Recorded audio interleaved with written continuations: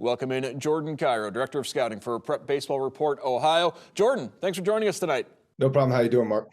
Not too bad. Talking about Dave Hall, the interesting thing about that list now, 1 of 12, and he is the 4th high school baseball coach with direct ties to Northwest Ohio on that list. Of course, Rich Arbinger from Start, Lou Brunswick at Coldwater, and Tom Held most recently at Defiance. That tells you a little about how good high school baseball is in Northwest Ohio when you've got 4 guys, 2 of which are still active with over 700 wins.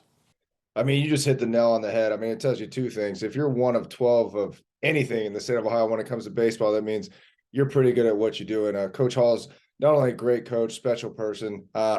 We've covered Perrysburg since I've been here for the past 8 years, and you'll be hard-pressed to find anybody that says a bad word about that guy, players that have gone through. So, a phenomenal coach, but what you also said, now you're talking a third of those coaches are from Northwest Ohio.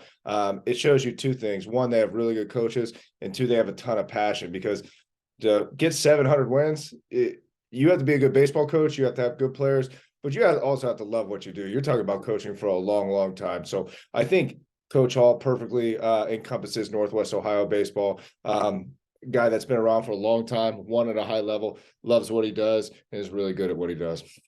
St. John's Titans off to a pretty good start this season. A nice win last week over Northview, as St. John's looking like they picked up right where they left off a couple years ago when they made that run down to the state tournament. Yeah, it's a very good team. So they had themselves a really good week.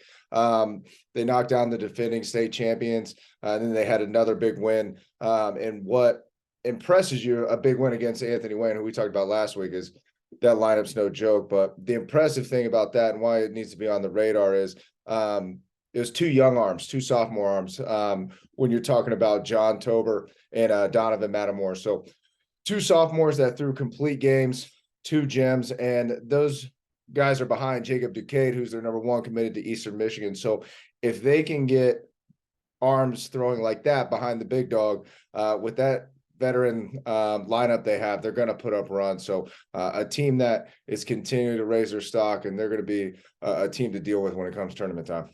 From the track to the Northern Buckeye Conference, saw Rossford pick up some nice wins last week. And Division III is a different team from the NBC you've got your eyes on. Yeah, there's few teams across the state of Ohio that have been as impressive as Eastwood's been.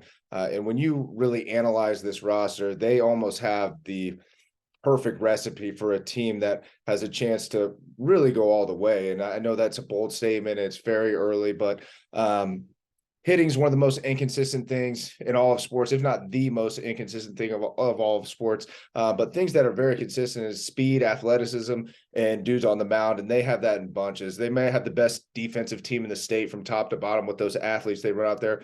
They're currently fielding at a 98% clip.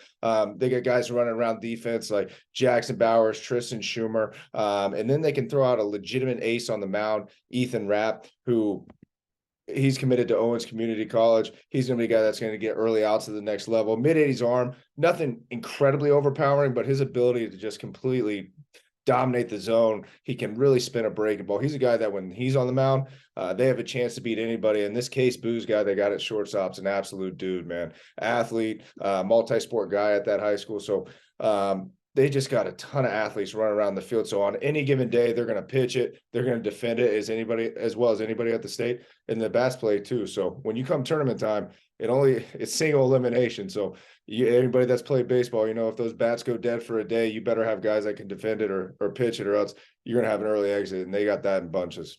All right, thank you very much, Jordan Cairo from Prep Baseball Report, Ohio, for the latest on the Ohio high school baseball scene in Northwest Ohio.